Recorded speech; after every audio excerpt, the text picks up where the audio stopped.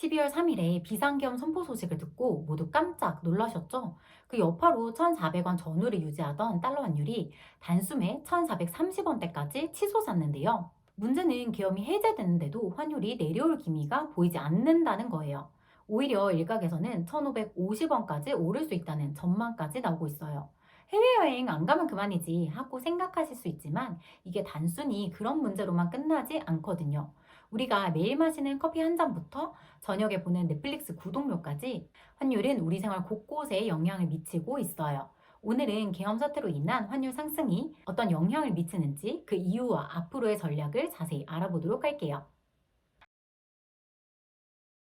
안녕하세요. 은공입니다. 혹시 환율이 높아지면 물가가 같이 오른다는 이야기 들어보신 적 있나요? 얼핏 보면 연관이 없어 보이지만 왜 영향을 주는지 자세히 살펴볼게요. 우리가 매일 마시는 커피를 한번 떠올려 볼까요? 커피 한 잔에 들어가는 원두는 대부분 해외에서 사와요. 그러다 보니 원두를 구매할 때는 달러로 결제를 하게 되죠. 그런데 환율이 1,300원에서 1,430원으로 올랐다고 가정해 볼게요. 만약 1달러로 130g의 원두를 살 수 있다면 환율이 1,300원이었을 때는 130g을 1,300원을 주고 살 수 있었겠죠. 하지만 환율이 1,430원으로 오르면 같은 양의 원두를 사는데 130원이 더 필요해지죠. 즉, 원두를 구매하는 비용이 증가하게 되고 결국 이 부담은 커피 가격에 고스란히 반영될 가능성이 높아지죠. 즉, 환율이 오르면 내가 매일 마시는 커피 값이 올라가게 되는 거예요. 그럼 한국에서 만들어진 제품은 괜찮지 않을까라고 생각했는데요. 사실 우리나라에서 생산되는 음식에도 수입 원재료가 꽤 많이 쓰이더라고요. 집에 있는 라면이랑 호떡의 원재료를 확인해 봤는데요. 밀가루, 농축액, 전분, 마가린 같은 것들이 전부 수입산이더라고요. 이런 재료의 가격이 올라가면 결국 상품의 가격도 오르게 되죠. 평소에는 그냥 지나쳤던 세계화라는 단어가 확 와닿더라고요. 환율이 오르면 기름값도 영향을 받아요. 석유는 달러로 거래되기 때문에 환율이 상승하게 되면 석유를 수입할 때 비용이 늘어난다는 걸 의미해요. 기름값이 오르면 트럭이나 배를 이용해 물건을 운송하는 비용도 자연스레 올라가게 되는데요. 이 부담은 상품 가격에 반영이 되고 결국 배달 음식, 슈퍼마켓 물건, 심지어 택배비까지 다 영향을 미치게 돼요. 심지어 우리는 배달의 민족이잖아요.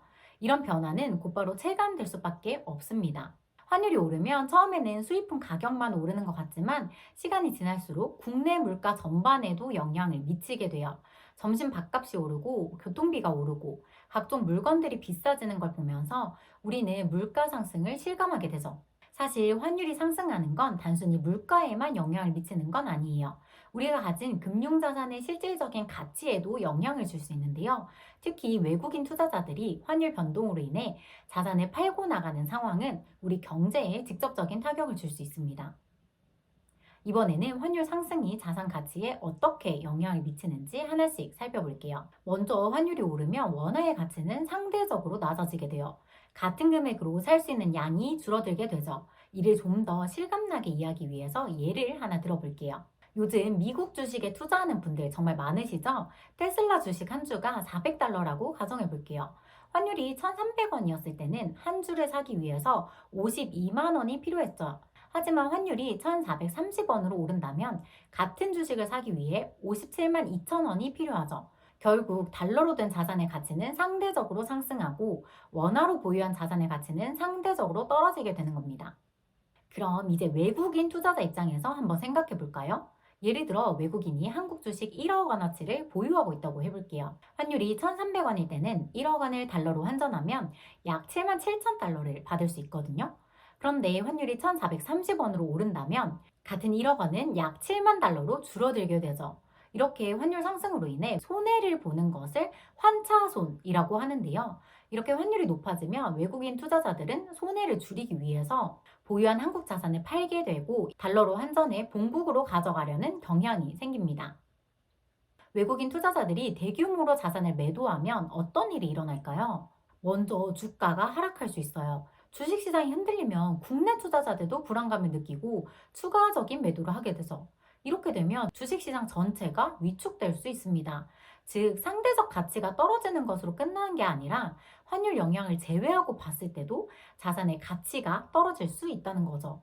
두 번째로 채권 금리도 올라가게 돼요. 국채를 예로 들어 볼게요. 국채는 국가가 돈을 빌리기 위해 발행하는 건데요. 약속된 만기에 돈을 갚아야 하고 이자를 지급하게 돼요. 투자자 입장에서는 예금이랑 비슷한 형태라고 이해하시면 좋은데요. 외국인 입장에서는 앞으로도 환율이 높아지게 되면 환차손, 즉 환율로 인한 손해를 볼 가능성이 높아지잖아요. 그러니까 한국 정부는 더 높은 금리를 제시해야만 채권을 팔 수 있게 되는 거예요. 국채 금리가 올라가면 국가의 부채 부담이 당연히 커지고요. 이는 국민이 납부해야 할 세금 증가로 이어질 가능성이 매우 높습니다. 세 번째로 환율이 더 올라갈 수도 있어요. 외국인들이 보유자산을 팔고 원화를 달러로 환전하면 달러 수요가 늘어나면서 환율은 더 오를 가능성이 커지거든요. 이렇게 되면 다시 환차손이 커지고 또다시 외국인 자금 유출이 발생하는 악순환이 생길 수 있습니다. 이 과정에서 국내 투자 시장이 흔들리면서 경제 전반에 부정적인 영향을 미칠 수 있죠. 사실 환율이 앞으로 오를지 내릴지는 그 누구도 100% 확신할 수 없습니다. 하지만 경제 전문가들과 투자자들은 각자의 근거를 바탕으로 상승 혹은 하락을 예상하며 전략을 세우고 있는데요. 그 논리를 이해하면 여러분도 여러분의 투자 방향을 더 명확히 결정할 수 있을 거예요. 그래서 환율 상승과 하락을 예상하는 사람들의 그 이유와 각각에 맞는 전략을 간단하게 설명드릴게요. 먼저 환율이 오를 거라고 예상한 사람들의 근거를 살펴볼게요. 이들은 국내 정치적 불안이 지속될 가능성, 다른 국가에 비해 상대적으로 미국 경제가 강하다는 점, 그리고 자국 우선주의를 주장하는 트럼프의 당선을 이유로 들어요. 또한 한국의 무역 수지가 적자를 기록하고 있어 수출이 수입보다 적은 상황이거든요. 이게 지속된다면 외환 수요가 증가할 가능성도 주요 근거 중 하나로 꼽고 있습니다. 이런 상황에서는 원화 가치가 약세를 보이게 되고 달러 가치가 강세를 보일 가능성이 크다는 건데요. 환율 상승을 예상한다면 두 가지 투자 전략을 고려해 볼 수 있어요. 첫 번째는 달러 자산의 비중을 늘리는 거예요. 달러 예금, 미국 주식, 달러 ETF 같은 이런 자산에 투자하면 환율 상승으로 인한 환차익을 기대할 수 있어요. 이때 주의하셔야 되는 건 환해지 상품을 가입하시면 안 됩니다. 환해지 상품은 환율 변동에 대한 리스크를 없애는 상품이기 때문에 환율 상승을 기대하시는 분들이라면 그 상품에 가입하지 않는 걸 추천드려요. 이런 전략을 취하면 환율이 오를 때 더 큰 수익을 얻을 수 있죠. 둘째, 수출 중심의 우량 기업에 투자하는 거예요. 환율이 오르면 수출 기업들은 해외에서 번 달러를 원화로 환전할 때 더 많은 매출을 기록할 수 있거든요. 반면 환율이 내릴 거라고 예상하는 사람들은 미국이 금리 인하를 본격적으로 시작하면 달러 공급이 늘어나면서 달러 가치가 약세를 보일 수 있다는 점을 근거로 들어요.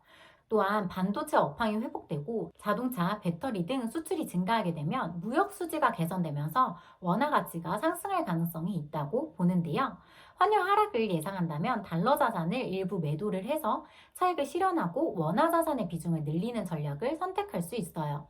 달러 예금을 원화로 환전하거나 미국 주식을 매도해서 이익을 실현하는 방법이 있을 수 있죠. 또한 국내 경기가 좋아지면 내수 소비가 활성화될 가능성이 크기 때문에 소비재나 유통업종에 투자하는 것도 방법이 될 수 있습니다. 이번 영상은 사실 제 개인적인 고민에서 시작됐는데요.